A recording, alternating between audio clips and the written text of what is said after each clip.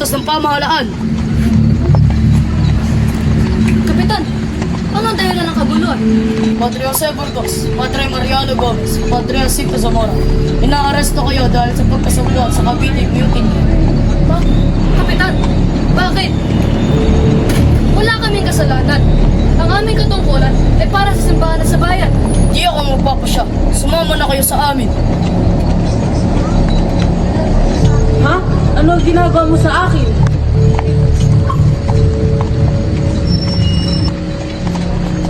Anong ginagawa mo?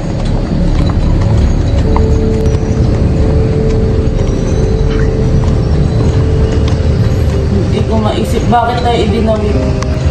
Iyan nga, may sila tayong patimigan dahil sa ating paninindigan sa mga Pilipino. Mga anak, kahit gano'n pa kadami ang kasinungalingan, hindi niya ito makapatay ang katotohanan. Padre Gomez, Burgos at Zamora. Kayo ay hinihinalang nakipagsagwatan sa pag-aaklas ng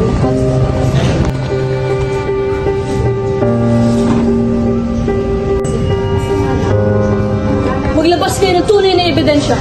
Lahat ng testigo niyo ay pinilit magsinungaling.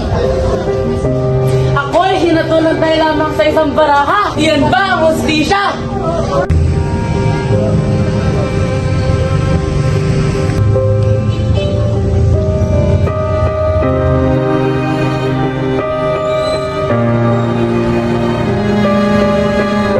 Ba't mo ba ito ginagawa sa amin? Wala kami ginawang kasalanan.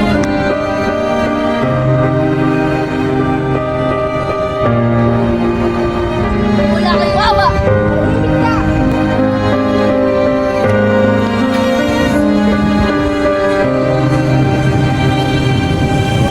Padre Gomez, huli niyong salita. Patawarin nawa kayo ng Diyos. Ang bayan ng tunay na bumusga. Inaalay ko ang buhay na ito para sa kapayapaan at sa katotohanan. Ako'y walang sala! At isang araw, gigising ang bayan. Pangipaglaban ang karapatang ipinagkain sa amin.